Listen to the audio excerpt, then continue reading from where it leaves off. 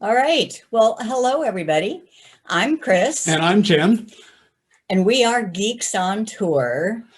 Another word for geek is propeller head, and I know some of you know us as the propeller head people, so we figured we'd better wear our hats. Yep. And today we've given several of these APCUG VTC presentations, as well as visiting some of you live. I'm sorry we can't do that this year. But I did use my time wisely this summer and rewrote the Google Photos book. So that's what we're going to tell you about today. Okay. So I did write the book, and I am a Google Photos product expert, platinum level. That means that Google has recognized me as an expert. This book is called, the title is Learned Google Photos 2020. And I want you to remember that, because that's what you can put into the search at Amazon.com and find it. It's available there. It's also on the website, learngooglephotos.com. And I'd like to show you that just very briefly. If you go to a web browser and type in learngooglephotos.com, this is where it takes you. And if you're just wondering what the book is all about, just scroll down a little bit and it says read summary here. Click on read summary here, and this is a chapter by chapter summary of the whole book. So you can see what's in it and whether you want more. And if you do, all the ways to buy it are at the top. So that is the book. And for the session today, just click and I'm going to just cover some excerpts excerpts of it, how to find what you're looking for. So mostly, what is the structure of Google Photos and how can you search? Secondly, oops, another click, is editing to improve your photos. And last, we'll touch on just a little bit of making albums. All right. But first, just in case there are some people who haven't been using Google Photos at all, I would like to just do a little bit of the basics. What is Google Photos? It is one private home for all of your photos and videos, organized and brought to life so that you can share and save what matters. You get unlimited cloud storage for free for all of your photos and videos if you select the file size called high quality, which I recommend. So unlimited cloud storage for free.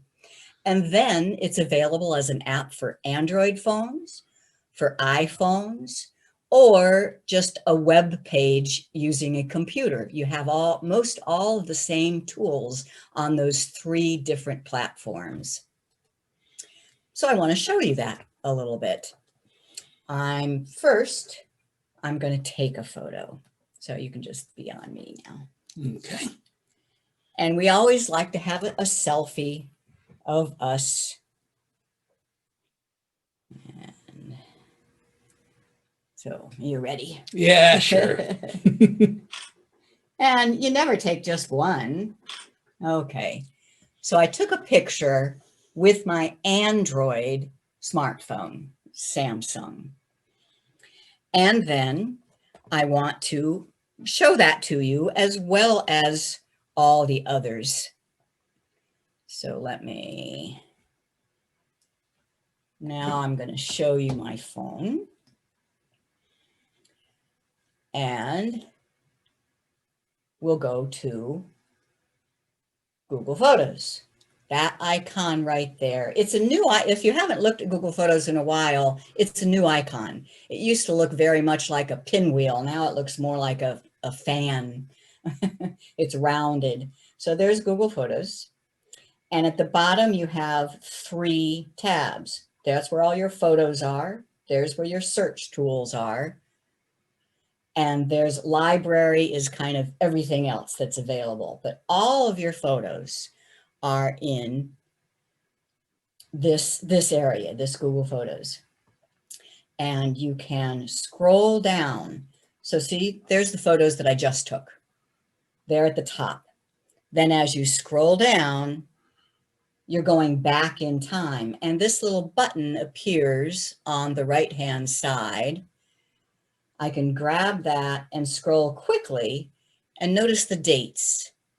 So I have nearly 100,000 pictures, all for free in the cloud, but then available to me on any device. So I can go all the way back to, let's see, what's the date of this? This says it's January 1, 1890. She has a time machine. Well, I'm sure you all have old family albums as well. And the way I do this is I just take my phone and I snap pictures of the photos in the album. So easy. But then Google Photos allows me to change the date if I want to. The other thing to know when you're in this view is pinch and reverse pinch. It's being slower than normal. Go all the way back up. So look how fast. There I am at today. And in a split second, I'm back into 1952 and 1890. I know of no other photo program that can do that. Then there's also pinch and reverse pinch. Now, when I pinch the screen, the photos get smaller. And I am now in month view. You see November there, then there's October, and there'll be quite a few. I take a lot of pictures. There's September. If I pinch out, pinch in and pinch out. So pinch out and then pinch out again. Every time I pinch out, the photos get bigger until I'm all the way at one single photo. Pinch in, pinch in, pinch in until they're the smallest possible. Okay, now that's my Android. Now here is my iPhone. Doesn't everybody have both? I teach them both, so I actually do use both my Android and my iPhone. And that's the beauty of Google Photos, is that it works pretty much the same on both. There's the same icon. I open it up. I go to Photos, and there are the same two pictures that I just took with my Android phone. Why? Because they went up to the cloud, and my iPhone is seeing the photos in the cloud. And same thing, I can scroll down, grab it, go all the way back in time to the earliest of my 100,000 pictures. And then last is on the computer. I can also see and now on the computer, there is no software. There's no application to install. Oops, there we go. You just go to the website, photos.google.com. Make sure you're signed in with your same account. And then if I refresh, I'll see those two photos. Oh, one of them was pretty blurry. Good, that'll be an example for the delete section. Oh, good. So same thing, I'm seeing the two photos that I just took using my Android phone. And if I start scrolling, I get this timeline along the left. So I could go back to, for example, 2004 is when we first started RVing. So it's kind of a cool,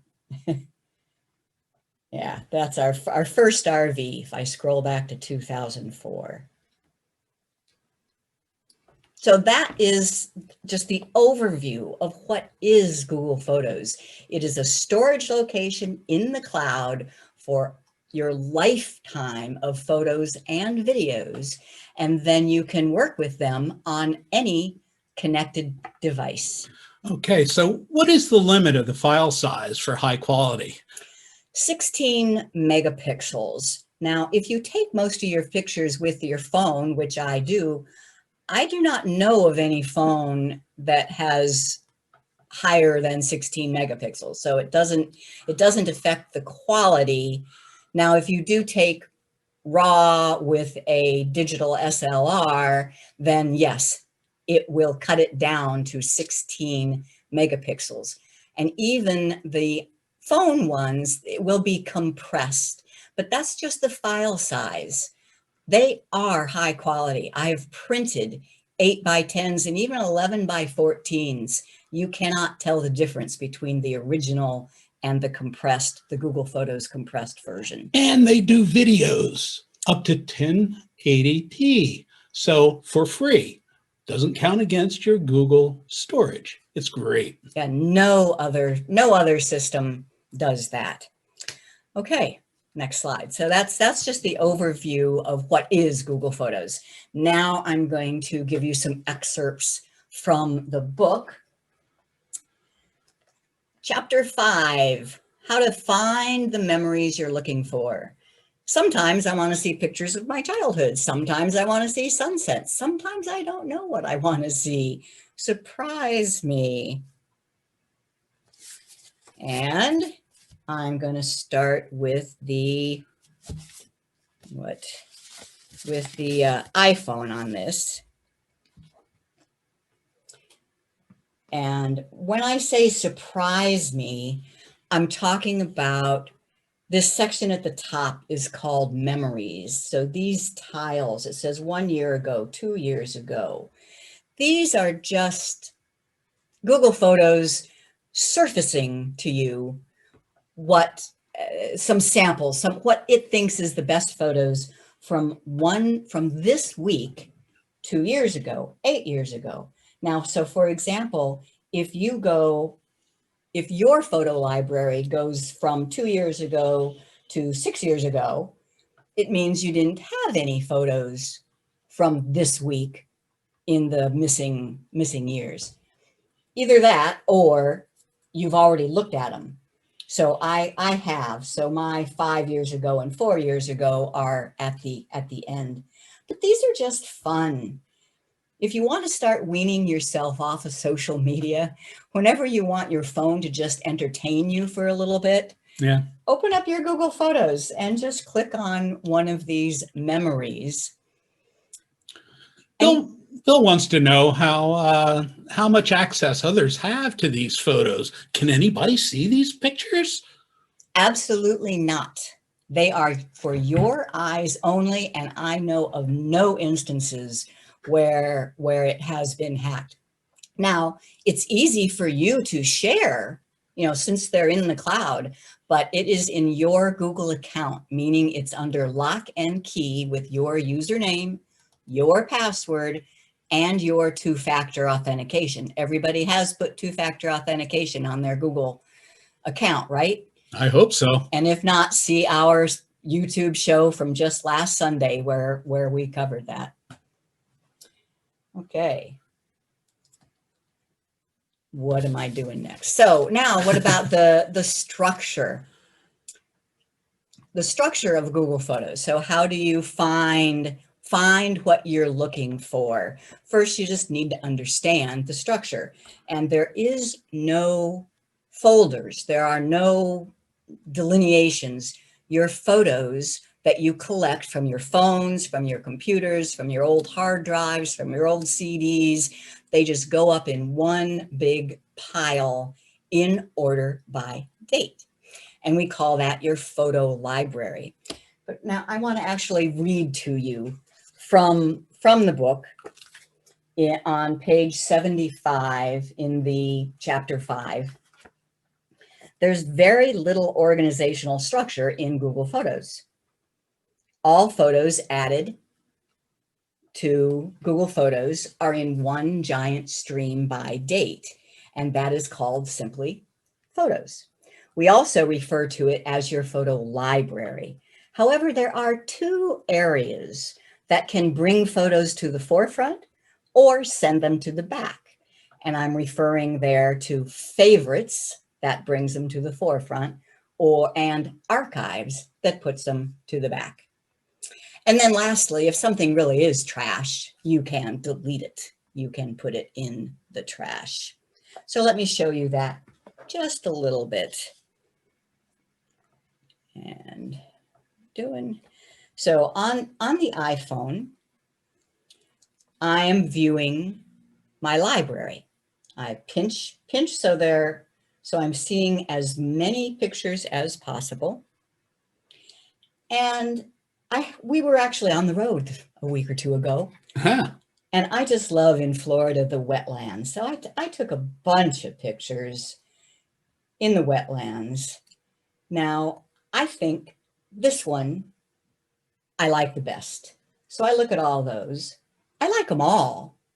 I don't want to delete any of them, but I will mark one as my favorite. You do that by tapping on the little star in the upper right-hand corner. That is now a favorite. Conversely, here's something I did. I don't know, it was just some kind of a screenshot that I needed to keep, but I just assume it wasn't showing in my stream of photos. For that, I can tap the three-dot menu and choose, can you see that? Choose Move to Archive. And this one too, same thing, Move to Archive. So all of the wetlands pictures are still in my library.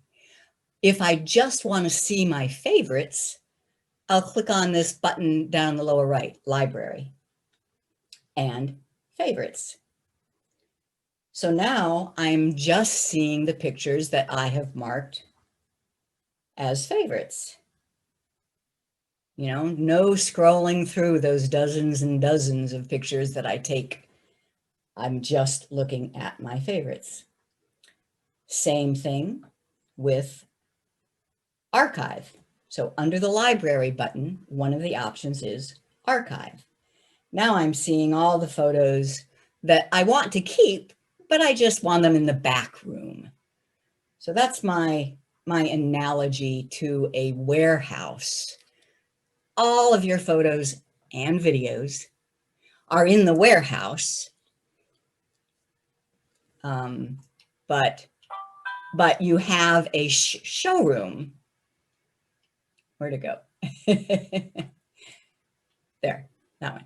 But you have a showroom in the front, and that's where you bring people. You know, if you have a warehouse with stuff, you don't usually bring visitors into the main part of the warehouse. You just bring them into the showroom that's in front.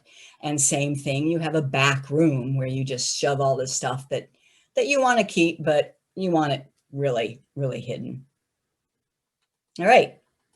So that is archives and favorites. Now, how about searching? This is the best. I just love searching. And let me go back to the web version. First, on the web version, let me show you that there are also favorites and archives. The favorites are under albums on the web version. So if I click on favorites, I will be seeing the same group of pictures on the computer as we did on the phone. And if I back up, archive is underneath utilities. So I see the same photos that I had stuck away in the archive there. Then to go back to just your photos, it's photos. All right, so photos, favorites, and archives, but everything is in photos. And how about searching? So in the book, on page 76 through 80, 77 through 80, there's all sorts of examples of how you can search for pictures. One way is by date. First of all, if you know the date, you could just scroll back to it. So if I say, gee, we were doing something really fun in summer of 2018, weren't we? Oh, we do something fun all the time. Well, I don't know about 2020, but in 2018, I'm pretty sure we were in some cool places in summer. And I can scroll then till I see July 2018 over on the right. But if I want to get a little bit more specific, I can search. So I can search for 2018 and then July. And notice that I get two options here. Instead of just searching by through dates, I see something that says July 2018, and this looks like a calendar. So this is telling me if I click there, I will be seeing all photos taken in the calendar month. But what's this other one? This one is an album. So I make an album of just my best photos for each month. I'll bet you that's a nicer way to look at this because you won't be seeing all the garbage. So I go and look at my album for July 2018. Oh yeah, we were scuba diving. I want to do that. Yeah. And then we were RVing. How did we do that? We must have taken a plane somehow because this is South Dakota. So we were scuba diving in the Caribbean and we were RV rallying in South Dakota. And I just love being able to see all my pictures that way. So search for dates. How about a specific date? What specific date should I look for, Jim? I'll always go for an easy one, and it's one that I remember because it's our wedding anniversary. It was July 4th, 1998. Okay. Right? So I can just type in July 4, 1998. And when I press enter, notice I didn't put any commas though. Commas tend to confuse it. We had a weird wedding. We got married on a water taxi here in Fort Lauderdale. That's not weird here. And just wore sundresses, and we wore our propeller beanies. Yeah, you should see me in a sundress. Even back then. I can rock it. But another thing you can do, we try to do something on July 4 every year. So I just want to see every year. Now here, it's important to put quote marks because otherwise it's going to be looking for all Julys and all 4s. But if I type July 4 in quote marks, it shows me July 4 from this year, which wasn't much. July 4 from last year. Fireworks, they're for us, Yeah. And this is showing me all pictures from that date. And then July 4 from 2018. Now, I'm not sure why I get a July 3 peppered in here, but you see, and that happens a lot. I mean, Google search isn't perfect, but it will get you most of what you're looking for. So that's dates. Then I would like to see some specific things like sunsets.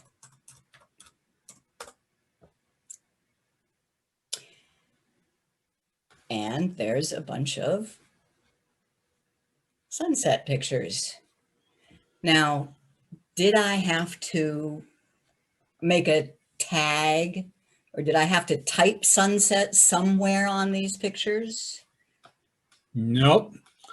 Google knows what a sunset is. Sometimes it confuses it with sunrises, though. But that's okay because the colors are about the same.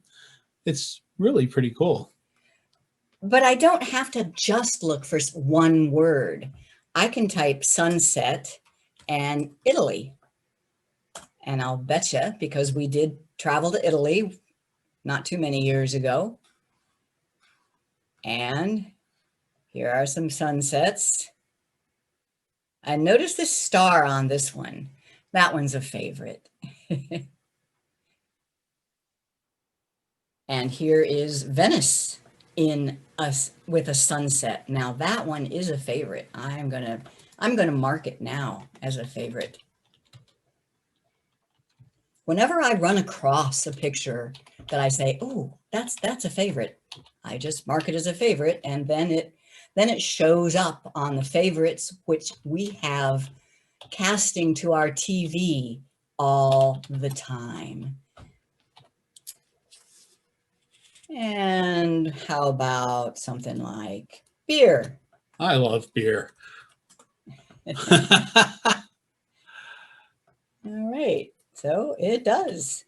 From just a beer bottle that it recognizes to the word beer in a sign.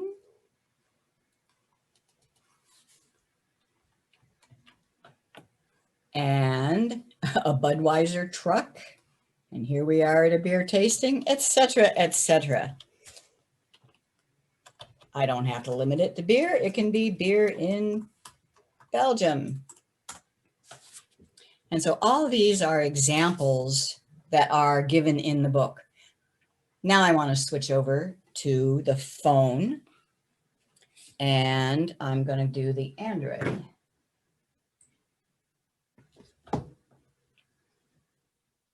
Google Photos.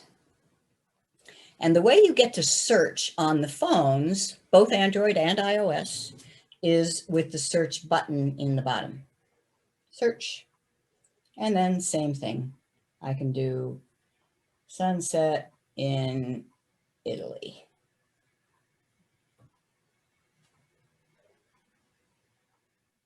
And this phone is being kind of slow. Yeah, somebody asked what's one of the drawbacks of Google Photos, and yeah, it's cloud-based, so you do need to have an internet connection. And I'll bet you my cellular is better than the Wi-Fi right now. There we go. So I get the same results on the phone as I do on the computer. Now here's a fun one. If I type Hamilton, can you see that I type Hamilton and I search? I guess I need to bring it up a little bit.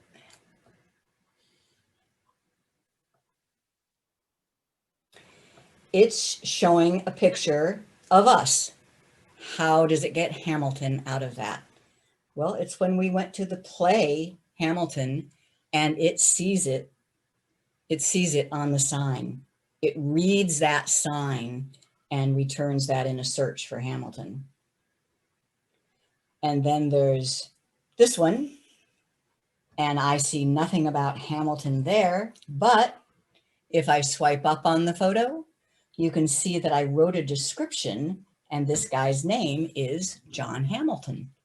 So if you do write descriptions, you can search for that. Okay. And here's another one where this is a road sign and it's saying that Hamilton is coming up. Pretty cool.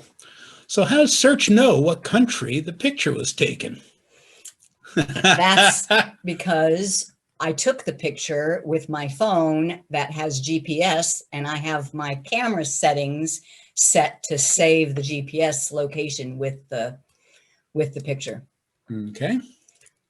And another question, if you have a photo marked with a star. Ah, excellent. Yeah. As a mistake, can you erase the star? How do you do that? Yes. So if I pull up my favorites and I look at one and I say, you know, that one's really not a favorite, I just unstar it. You just tap and notice it just is gone. So it's just not starred. It's still in your... Oh, right. It's still in my library, but I unstarred it just by tapping the star again. Okay. Okay. And the map. So I like to look at photos by a location, and that's under search. Now I can search for Italy. You know, I can search for Venice, but Sometimes I just want to browse through locations. And so, for example, and that's where the map comes in. So right into search in places, one of the tiles said your map.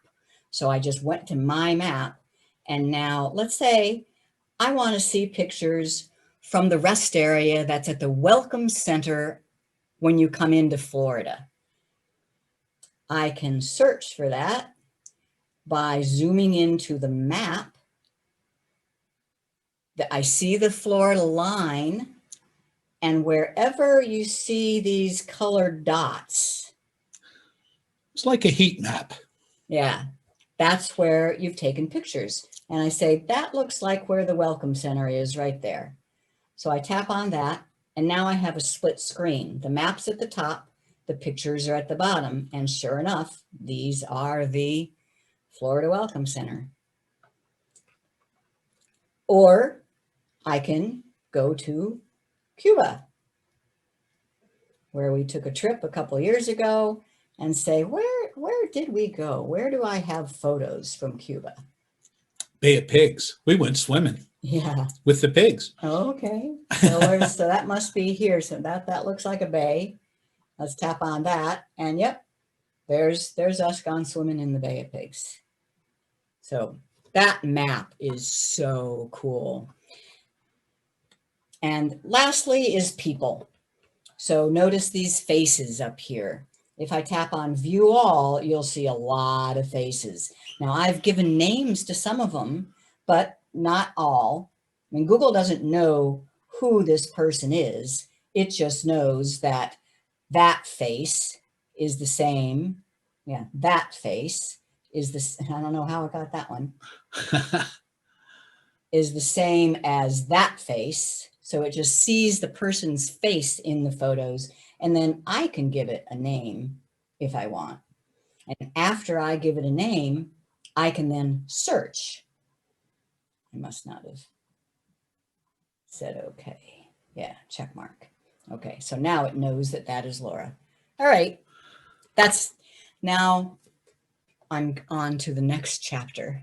That was a big chapter. The last two, I don't have as many things to show, but yeah, let's pause for a minute here and take questions. Okay.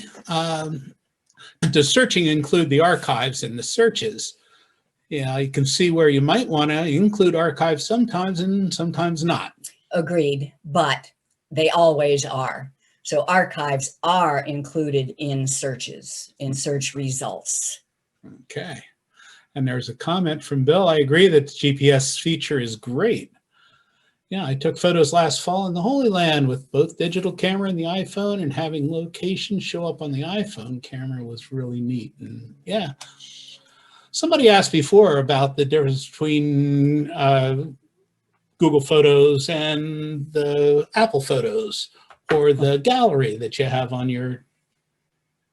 I do have a whole chapter in the book comparing Google Photos with Apple Photos and iCloud. On Apple, the Apple Photos and iCloud go together, and they're very similar, and they can both be working at the same time on your phone. I think Google Photos is better, not by a huge margin though. I mean, so if you are using Apple Photos and you have a Mac, if you are completely in the Apple world, then okay, the biggest difference is that Google Photos also works on Android. So Apple Photos is not an option for me because I want to use an Android as well. Okay. And how do I get all my photos from my computer to Google Photos? Yeah, that's a whole other, there's a manual method and there's an automatic. So when I first had like 50,000 pictures on my computer that I wanted in Google Photos, I installed the utility that uploaded all photos from the computer to Google Photos. But I don't use that at all anymore. Every once in a while, when I put photos on the computer, I will manually upload them. And once they're in the cloud, can you delete them? Absolutely. And I think I skipped over that. Yeah. The trash can. when you click the trash can, okay, let me do that on here. So remember I said that I took 2 selfies at the beginning of this session, and that one is blurry. That one is garbage. I tap the trash can and it says moving this item will also remove it from any shares with Google Photos remove. So that deletes it from your Google account in the cloud. It deletes it from the cloud and it deletes it from your phone. So you're saying that's trash. You don't want it anywhere. That's what that means. If your phone is getting full, that's another issue. And Google Photos has an option to remove all the device copies while leaving it in the cloud so you can still see it on all your devices. All right. The second chapter that I want to show you a few things about is editing. I just love editing. I consider a photo that I take just to be the raw material. I agree with Ansel Adams. You don't take a photograph, you make it. And I'm going to start with the iPhone and show you that I have some, it's easiest to work with some pre-selected pictures to show you what editing is about. And boy, that really looks dark up there. So here is a photo that if I didn't know about editing, oh, you can't see that at all. Brighten the phone. Okay. No, you're still not. But well, it'll be even more amazing when I do this edit then. If you didn't know about editing, you would trash this photo because it's too dark. But you just tap on the middle button here is the one that stands for editing. And then there's an auto. Boom. You now see the picture. It has auto corrected for lighting and I save it. Next picture, same thing. This is a picture of some people. Edit, auto, and it's brighter. And save. And next one, no, I'm not going to do that one. This one just needs a crop. This is a friend of ours was driving behind us and took a picture of our RV, and I love having a picture of our RV on the road, but I don't need their windshield wipers.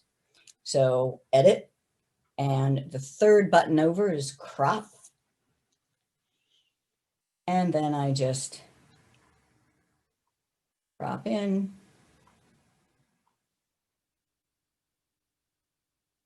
And done and save.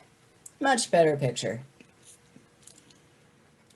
Now, I want to show you on the Android just a tiny bit because, so you heard that my book was published on September 1, right? On October 4, I think it was, the Android editing system totally changed. I tap on this and it looks completely different from the editing tools on the iPhone. So at this point, I want to show you how I handle that. And as a companion to the book, I have set up a standalone, a simple web page that shows all the changes. And it is, so you would just go to a browser, and I gave it a special name, LGP, for Learn Google Photos, book, and then .online. So it's the online companion to the Learn Google Photos book. And I know it's an ugly page, but, and I might make it prettier sometime, but if you scroll down, you see that there's a heading for every chapter. So if we go to the chapter about editing, which is chapter 7, October 2020, it says here, Google is rolling out a new photo editor. Here is my article and 3 videos. So click that link. And I wrote all about it. But for right now, I want to play you the video. And that is video 655.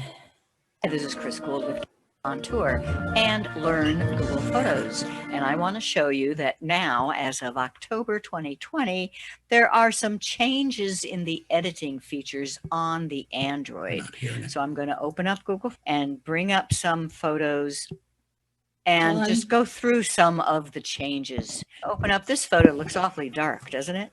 You tap on, you open the photo. Now the editing button still looks the same, but once we tap it, things will look different. The first thing that comes up is called suggestions, and this may be all you ever need.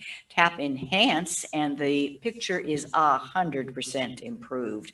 But it also offers, well, check it out. See if you like it warmer. Maybe I do. Or cooler. No, I either like warm or enhanced. And notice that when you tap one, the other one goes away. This is enhanced. If I just tap it again, it's back to normal. Tap it once, it's on, tap it again, and it's off. Tap it once, it's on, tap another one, and that is on, and the first one is off, etc., etc. So pay attention to whenever you see the blue, it means that feature is in use. I think I do like the warm the best. And then I tap save. And it offers to save a copy or save one file. I just want the one. I can always undo later. Let's look at the next picture. Edit. Once again, I would just try and enhance. That picture is much better. But notice the other two options that are given to me. It's not warm and cool anymore. Because this picture has faces, it offers me black and white portrait. It also offers me color pop, which means the people stay in color and the background is black and white. This will not be offered to you on all phones. You must have one of the higher end phones. I go back to enhance. I like that the best, and save. And I'll just save once again. Back out. What does this picture need? It needs a crop. Tap the edit button. Now what you need to realize is there's lots more along this horizontal bar. So everything in the new editing features is horizontal, and I can either, notice how suggestions is highlighted. I can either drag over until crop is highlighted, or if I see it, I can just tap on crop. And now I just drag the corners like always. And I like that. I tap save. Let's look at the next picture. This one is crooked. Edit button. And now crop and rotate still works the same, but it doesn't say rotate. So you need to know that you still go into the crop, and this 0 point here is what you can drag to get the horizon straight. And now I want to go over to suggestions and do an enhance again. And I think I'll make that one cooler. All right. Save and save. Now, here's an interesting one. Edit button. Enhance. Enhance makes our faces lighter, but it kind of lightened the background too. So I don't like that. I just want to get rid of the shadows. I want to brighten the shadows. Now that's an adjustment. So I have to scroll over until I see adjustment. Now I have brightness, and once again, just brightness all by itself is going to brighten the whole picture. But if you keep going over to the right, and I'll turn that off, you keep going over to the right and I get shadows. And if I just want to brighten the shadows, I make that number bigger. So see how it's only brightening the shadows. It's not changing the sky in the background. And I think I still want a little pop, so I'll go all the way over to the right and pop. Much nicer. Done. So you're getting the idea. First of all, there are 1, 2, 3, 4, 5 pieces down at the bottom, 5 options: suggestions, crop, adjust, filters, and more. And for each option at the first level, there are another row of options above. So just start playing with all of them and see what they do.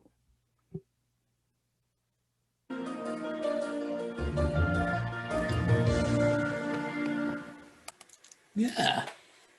Well, I've done it again. I've taken more time, so I think I will just end it there and open to questions rather than giving excerpts from the chapter 8. Yeah, okay. When I choose Google Photos, does this remove my photos from my iPhone Photos app? No. No. You realize your photo is in your camera roll, and both your Apple Photos and your Google Photos see it there. So, okay, how about duplicates? Does Google Photos have a function to detect duplicate photos? And duplicates is in quotes. So yeah, what is a duplicate? If it's an exact same photo, then it's not allowed. Yeah, Google Photos won't put it up there twice. But if there's anything different between the two photos, something editing, they might look exactly the same to you, but nope. So Google Photos will not allow an exact duplicate to exist in the library. So it will just be rejected upon upload. But if you have lots of near duplicates, it has no facility to find those. You would have to find them yourself and delete one. Yeah, I like it. You know, the thing that people take like a dozen pictures of a sunset. They look almost identical, but they aren't really duplicates. And Anna Maria wants to know how to get to my map. It's on the search button on the phones. It's not on the computer version, but on the phones, it's on the search, and it's in the middle under places, your map. Cool. Any John, you still there? Anything else? Yep. Well, the one question that, going along with what you said about not deleting, Google has a feature that if you're on an Android phone, I can tell it to clean up and move all the pictures from my phone up to Google. And so then they won't be on my roll anymore. So if I delete them off of Google, they won't be on my phone anymore because they're all in the sky. Okay, here's let me rephrase that. You take a picture with your phone, it's on your phone. You have one copy of the pictures on the phone. Google Photos copies the picture from your phone to the cloud, to Google Photos in the cloud. And then if you want, you have the choice to remove it from the phone, leaving it in the cloud. Right. So any given photo can exist on the phone or in the cloud or both. Yeah. Okay. And does Google do any analysis on my photos that make that available to advertisers? No. So people say, so what's in it for Google? Well, there's several things. They do not use your photos for advertising. In fact, we interviewed the head of Google Photos, and I trust him. They do not, because they need our trust if we find that they're using our photos. So anyway, no, they do not. So what do they do? Number one, they love having our billions of photos to teach their computers how to, artificial intelligence. They're teaching their computers how to recognize what's in a photo, how to evaluate a photo. That's number one. Number two, they are monetizing. I mean, I think the high quality for free is just fine, but some people want the original, in which case you're going to need to pay for storage. If you choose original size, you will need to pay for storage. So, and Google is making more and more money. It's only $2 a month, but $2 a month times a few million people adds up. And lastly, they're selling prints. And these are great. You know, I've gotten books, photo books printed by Google, and I pay Google. And it's just so easy. And wall photos, canvas prints. So they are finding more and more ways to make some money from us. In fact, there's something brand new with some editing features. Yeah, we're supposed to maybe be getting premium features, you know, you will have to pay for, but the basics of Google Photos, I believe, will always be free. Is there a way to get photos from Amazon Photo Library? I use Photo Amazon Library as a second backup to mine. It doesn't do videos though for free, to get them into Google Photos. There is basically no. I mean, you would have to download to your computer and upload to Google Photos. So they're in Amazon Cloud. You need to download them to the computer, upload to Google Cloud. But there is an app, and I do mention this in the book, called Mult Cloud, a website, multcloud.com, that claims to be able to transfer from one cloud to another. Multcloud.com. Okay.